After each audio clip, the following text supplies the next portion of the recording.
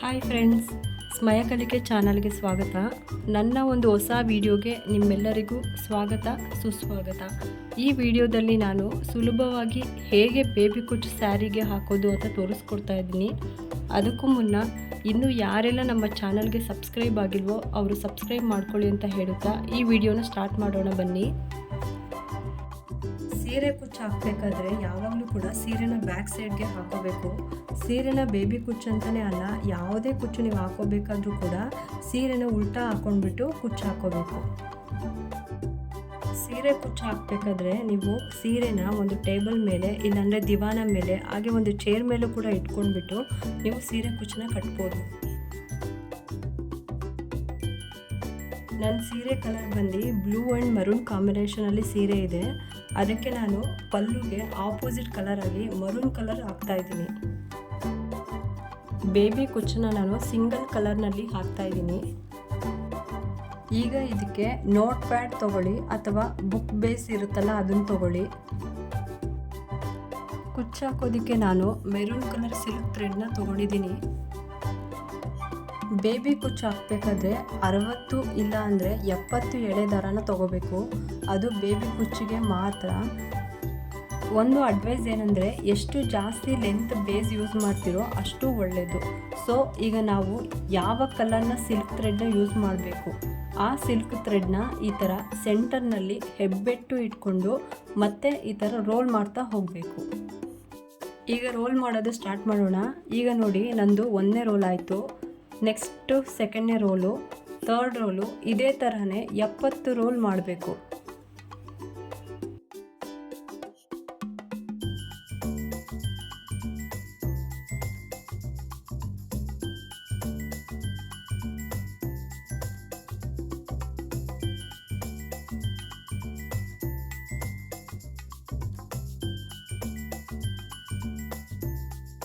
ಎಪ್ಪತ್ತು ರೋಲ್ ಆದಮೇಲೆ ಈ ಎಳೆಯನ್ನು ಈ ಥರ ಅಂದರೆ 70 ಎಳೆಯನ್ನು ಹಿಡಿದು ಕಟ್ಟರ್ನಿಂದ ಕಟ್ ಮಾಡಬೇಕು. ಅದು ಸೆಂಟರ್ಗೆ.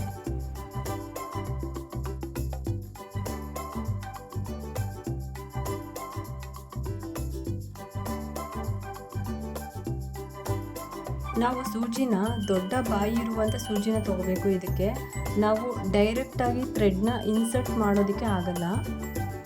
ಸೊ ಅದಕ್ಕೆ ಸ್ವಲ್ಪ ಬೌಲ್ನಲ್ಲಿ ನೀರನ್ನ ತೊಗೊಂಡ್ಬಿಟ್ಟು ಅದರೊಳಗಡೆ ಈ ಎಳೆಗಳನ್ನು ಡಿಪ್ ಮಾಡೋಣ. ಡಿಪ್ ಮಾಡಿದ ಮೇಲೆ ಈ ಎಳೆಗಳನ್ನು ಹಾಗೆ ಶಾರ್ಪ್ ಮಾಡ್ಕೊಳ್ಳೋಣ ಸ್ವಲ್ಪ. ಈಗ ನೀಡಲ್ಗೆ ಇನ್ಸರ್ಟ್ ಮಾಡ್ತಾ ಇದ್ದೀನಿ. ನೀವು ನೋಡ್ಬೋದು ಎಷ್ಟು ಈಸಿಯಾಗಿ ನೀಡಲ್ ಒಳಗೆ ಹೋಗ್ತಾ ಇದೆ ಅಂತ. ಇವಾಗ ನೀಡಲ್ನ ಸೆಂಟರ್ಗೆ ತಗೋಬೇಕು.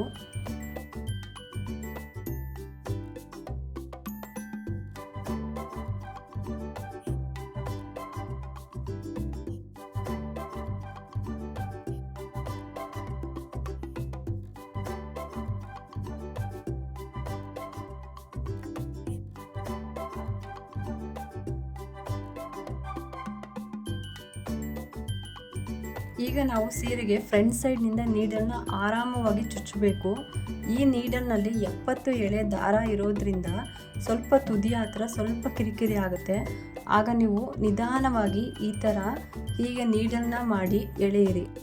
ಆದರೆ ಜಾಸ್ತಿ ರಫಾಗಿ ಎಳಿಬಾರ್ದು, ಆಗ ಸೀರೆ ಹರಿಯುವ ಚಾನ್ಸಸ್ ಇರುತ್ತೆ. ಸೊ ಹಾಗೆ ಮಾಡಬೇಡಿ.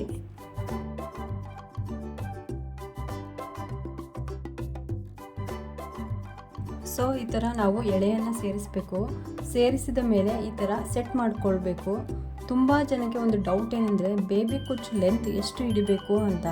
ಪರ್ಫೆಕ್ಟ್ ಮೆಷರ್ಮೆಂಟ್ ಅಂತ ಏನೂ ಇಲ್ಲ, ಹಾಗೆ ಸ್ಟ್ಯಾಂಡರ್ಡ್ ಮೆಷರ್ಮೆಂಟ್ ಅಂತಲೂ ಏನೂ ಇಲ್ಲ. ಬೇಬಿ ಕುಚ್ಚು ಎಷ್ಟು ಶಾರ್ಟ್ ಹಿಡಿತೀವೋ ಅಷ್ಟು ಆ ಬೇಬಿ ಕುಚ್ಚು ಅಟ್ರಾಕ್ಟಿವ್ ಆಗಿ ಕಾಣಿಸುತ್ತೆ. ಈ ಒಂದು ಕುಚ್ಚಿನ ಹೆಸರಿನಲ್ಲೇ ಇದೆ ಬೇಬಿ ಕುಚ್ಚು ಅಂತ. ಬಿಕಾಸ್ ಅದರ ಲೆಂತು ತುಂಬಾ ಶಾರ್ಟ್ ಇರುತ್ತೆ. ಕುಚ್ಚಿನಲ್ಲಿ ಒಂದು ಬೇಬಿ ಥರನೇ ಇರುತ್ತೆ. ಸೊ ಫೈನಲಿ ಹೇಳಬೇಕಂದ್ರೆ 1 ಇಂಚಷ್ಟು ಲೆಂತನ್ನು ಇಟ್ಕೊಂಡ್ರೆ ಸಾಕು. ಇವಾಗ ನಾನು 1 ಇಂಚ್ ಲೆಂತ್ ಇಟ್ಕೊಂಡು ಝರಿ ಥ್ರೆಡ್ನಿಂದ ಗಂಟನ್ನು ಹಾಕೊತಾ ಇದ್ದೀನಿ. ಇದರಲ್ಲಿ ಕೂಡ 2 ಮೆಥಡ್ ಇದೆ. ನೀವು ಬೇಕಿದ್ರೆ ನೀಡಲ್ನಿಂದ ಗಂಟು ಹಾಕೋಬೋದು, ಇಲ್ಲ ಅಂದರೆ ನೀಡಲ್ ಇಲ್ಲದೇನೂ ಕೂಡ ಗಂಟು ಹಾಕೋಬೋದು. ಬಿಗಿನರ್ಸ್ ಆಗಿದ್ದರೆ ನೀಡಲ್ ಯೂಸ್ ಮಾಡಿ, ಎಕ್ಸ್ಪೀರಿಯನ್ಸ್ ಇರೋರು ಆಗಿದ್ದರೆ ಗಂಟು ಹಾಕ್ಕೊಳ್ಳಿ. ಕೈಯಲ್ಲಿ ಗಂಟು ಹಾಕುವಾಗ ಗ್ರಿಪ್ಪು ತುಂಬ ಇಂಪಾರ್ಟೆಂಟು ಆಗಿರುತ್ತೆ, ಅದಕ್ಕೆ ಜಾಸ್ತಿ ಪ್ರಾಕ್ಟೀಸ್ ಇರಬೇಕು. ಸ್ಟಾರ್ಟಿಂಗು ಸ್ವಲ್ಪ ಜರಿ ಥ್ರೆಡ್ನ ಬಿಟ್ಟು ನಾವು ಒಂದು ಕೆಳಗೆ ನಾವು ಜರಿ ಥ್ರೆಡ್ನ ರೋಲ್ ಮಾಡಬೇಕು. ಈ ರೋಲ್ನ ಮಾಡುವಾಗ ನಿಮ್ಮ ಕೈ ಗ್ರಿಪ್ಪು ತುಂಬ ಇಂಪಾರ್ಟೆಂಟ್ ಆಗಿರುತ್ತೆ, ಹಾಗೆ ಗ್ರಿಪ್ಪು ಟೈಟಾಗಿ ಇರಬೇಕು. ತುಂಬ ಜನ ಕೇಳ್ತಿರ್ತಾರೆ ಜರಿ ಥ್ರೆಡ್ನಿಂದ ಗಂಟು ಬಿಚ್ಚಿ ಹೋಗುತ್ತೆ ಅಂತಾರೆ. ಮೇ ಬಿ ನೀವು ಲೂಸಾಗಿ ಗಂಟು ಹಾಕಿಕೊಂಡ್ರೆ ಬಿಚ್ಚೋಗೋ ಚಾನ್ಸಸ್ ಇರುತ್ತೆ, ಅದಕ್ಕೆ ಪ್ರಾಕ್ಟೀಸ್ ತುಂಬಾ ಇಂಪಾರ್ಟೆಂಟು. ಅದಕ್ಕೆ ಇದು ಕಷ್ಟ ಅಂದರೆ ನೀಡಲ್ನಲ್ಲಿ ಹಾಕೋಬೋದು. ಇವಾಗ ಈ ಥರ ರೋಲ್ ಮಾಡಿದ ಮೇಲೆ 3 ಬಾರಿ ಗಂಟು ಹಾಕೊತೀನಿ. 1, 2, 3 ಹಾಗೆ ಎಕ್ಸ್ಟ್ರಾ ಜರಿ ಥ್ರೆಡ್ನ ಕಟ್ ಮಾಡ್ಕೊತೀನಿ. ನಾವು ಸೀರೆನ ಯಾಕೆ ಬ್ಯಾಕ್ ಸೈಡ್ನಲ್ಲಿ ಇಟ್ಕೋಬೇಕು ಅಂದರೆ ಈ ಥರ ಒಂದು ಗಂಟು ಏನು ಬರುತ್ತೆ ಅದು ಬ್ಯಾಕ್ ಸೈಡ್ಗೆ ಹೋಗುತ್ತೆ, ಹಾಗಾಗಿ ಫ್ರಂಟ್ ಸೈಡ್ ತುಂಬಾ ಒಳ್ಳೆ ಫಿನಿಶಿಂಗ್ ಬರುತ್ತೆ, ಯಾವುದೇ ರೀತಿ ಗಂಟು ಕಾಣಿಸೋದಿಲ್ಲ. ಸೊ ಸೀರೆ ಕಂಪ್ಲೀಟ್ ಆದಮೇಲೆ ಫಿನಿಶಿಂಗ್ ಚೆನ್ನಾಗಿರುತ್ತೆ. ಪ್ರತಿ ಸಲ ಬೇಬಿ ಕುಚ್ಚು ಹಾಕುವಾಗ 70 ಎಳೆನ ತೊಗೊಳ್ಬಾರ್ದು, ಏಕೆಂದರೆ ಆಲ್ರೆಡಿ ನಾವು ಈ ನೀಡಲ್ನಲ್ಲಿ ಥ್ರೆಡ್ನ ಹಾಕ್ಕೊಂಡಿರ್ತೀವಿ. ಅದು ಎಷ್ಟು ಬೇಬಿ ಕುಚ್ಚು ಆಗುತ್ತೋ ಅಲ್ಲಿವರೆಗೂ ನಾವು ಮತ್ತೆ ತೊಗೊಳಂಗಿಲ್ಲ.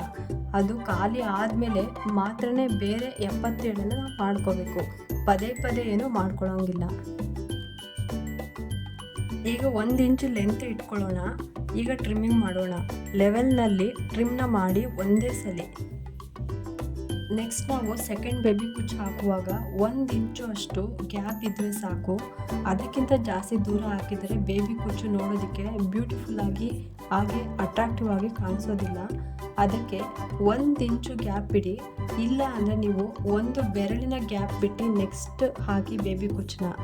ಈಗ ನೋಡಿ, ನಾನು 1 ಬೆರಳನ್ನು ಫಸ್ಟು ಬೇಬಿ ಕುಚ್ಚು ಈ ರೀತಿ ಬೆರಳನ್ನು ಇಟ್ಟು ಅದರ ಪಕ್ಕದಲ್ಲಿ ಸೂಜಿನ ಸೀರೆಗೆ ಚುಚ್ಕೊಳ್ತಾ ಇದ್ದೀನಿ. ಸೊ ಇದೇ ರೀತಿ ಬೇಬಿ ಕುಚ್ಚನ್ನ ಹಾಕಿಕೊಂಡು ಹೋಗಬೇಕು. ನಿಮಗೆ ಈ ವಿಡಿಯೋದಲ್ಲಿ ಯಾವುದೇ ರೀತಿ ಕನ್ಫ್ಯೂಷನ್ ಆಗೋದಿಲ್ಲ. ನೀವು ಬೇಬಿ ಕುಚ್ಚಿಗೆ ಸಿಂಗಲ್ ಕಲರ್ ಅಥವಾ ಮಲ್ಟಿ ಕಲರ್ ಕೂಡ ಯೂಸ್ ಮಾಡ್ಬೋದು. ಯಾರು ಫಸ್ಟ್ ಟೈಮ್ ಕುಚ್ಚು ಹಾಕೋದು ಕಲಿಬೇಕು ಅಂತಿರೋ ಅವರು ಯಾವುದೇ ಡೌಟ್ ಇಲ್ಲದೆ ಹಾಗೆ ಕನ್ಫ್ಯೂಷನ್ ಇಲ್ಲದೆ ಈ ಬೇಬಿ ಕುಚ್ಚಿನಿಂದ ಕಲಿಯೋದಕ್ಕೆ ಸ್ಟಾರ್ಟ್ ಮಾಡ್ಬೋದು. ಈ ಡಿಸೈನ್ ಕಲಿಯೋದಕ್ಕೆ ದೆನ್ ಹಾಕೋದಕ್ಕೂ ಕೂಡ ತುಂಬ ಈಸಿ ಇದೆ.